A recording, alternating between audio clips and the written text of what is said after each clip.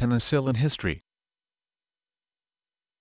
Penicillin history. The discovery of penicillin, one of the major events in the history of medicine. In 1871, the scientist Joseph Lister by chance noticed that the mold which grows on cheese and fruit can make microbes germs grow weaker. He made some successful experiments on patients but did not, it seems, fully recognize the implications of his findings. In 1906, the young physician Alexander Fleming became a research assistant at St. Mary's Hospital in London. Fleming went to France during the First World War to treat wounded soldiers and could see for himself that there was no effective way of treating many infections. Back at St. Mary's after the war, Fleming was determined to find a better way of killing germs. In 1928, he was studying staphylococci bacteria that can, among other things, infect wounds. By pure luck, he noticed that on a dish containing agar on which he had been growing germs, near some mold, the germs were less common. He grew more of the mold, naming it penicillin from its Latin name Penicillium. Fleming discovered the mold was effective against bacteria that caused diseases such as anthrax,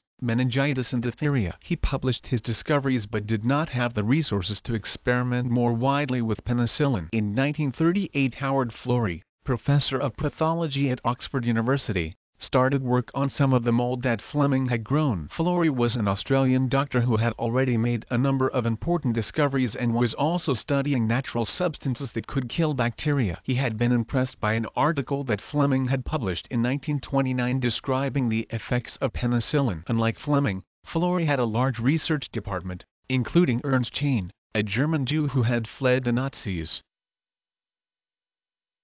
Penicillin.